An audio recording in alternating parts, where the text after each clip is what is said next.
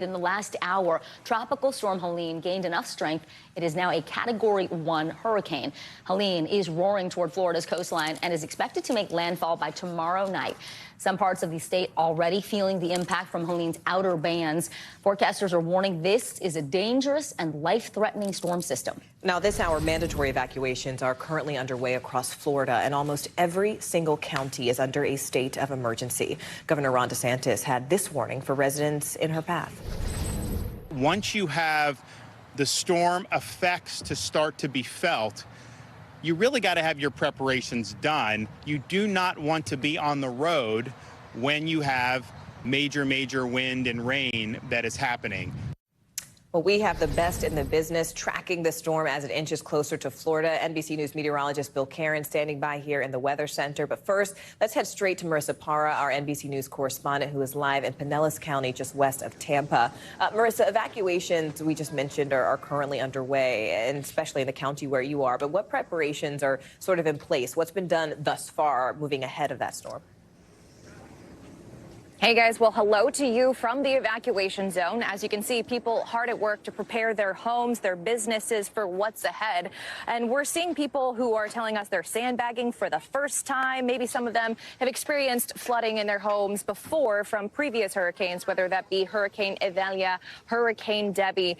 We talked about the evacuations, Morgan and Vicki. We talked about this because within the last hour, we actually had our phones going off warning us that mobile home residents in this area need to evacuate. These are low-lying areas that are prone to flooding and storm surge. So we've seen a lot of different preparations in that way. But, you know, most of the state of Florida is under a state of emergency. We've seen school closures, of course, everything you expect by way of lines at the gas station, empty shelves where water bottles once were at all kinds of stores around here. Authorities are asking people who are in the region and beyond to stock up, prepare now while you still can, guys. You know, Marissa, you were in Tampa earlier today. The city built a barrier there called the Aqua Fence to help protect from flooding. Right. Tell us about some of the other emergency plans that are in place and being enacted. Yeah, the Aqua Fence is a new one because typically when we're in place for a tropical storm or a hurricane, as we're seeing now with Helene, we are at sandbag distribution centers, and that's pretty common like you're seeing here. But I want to show you video of that Aqua Fence. That's pretty unique. That's outside of Tampa General Hospital, which is the region's only level 1 trauma center. And what you're looking at is sort of a fortified barrier, if you will. It's waterproof, and it's about 10 feet tall at its tallest.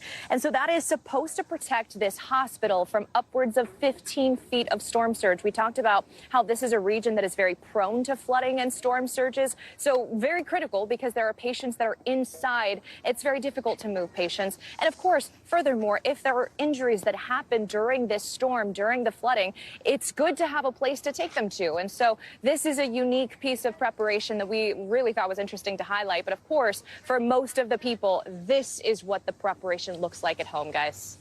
All right, Marissa Parra, thank you so much from Pinellas County. Let's bring in NBC News meteorologist Bill Karins, who's tracking Helene. So, Bill, this storm is packing winds covering an area. You showed us the graphic yesterday, more than 400 miles wide. Where is it now, and what are we expecting in the next 24 hours? Yeah, so we're about 36 hours away from landfall. So now we're getting close enough and we're getting the confidence high enough to say what areas are going to get this storm the worst. This is going to be either a Category 3 or 4 at landfall. It's going to be a huge storm, so the effects will be widespread. It's currently near Cancun. It's heading into the warm waters of the Gulf of Mexico. Hurricane Center has it coming on shore sometime Thursday evening with high-end Category 3, possibly a Category 4, and it's pointing right towards Tallahassee. So this is, that's the cone. That's where the eye, the center of the storm is going to go. But as we're saying, it's so huge. And there's also other problems. I mean, well inland, the winds are going to be very strong all the way through up to Atlanta. We could have power outages from the winds. And then the rainfall in the mountains of the southern Appalachians has a chance to be historic. And it's already starting today from a cold front that's sucking up tropical moisture. And then we get the storm tomorrow into Friday. It's going to be a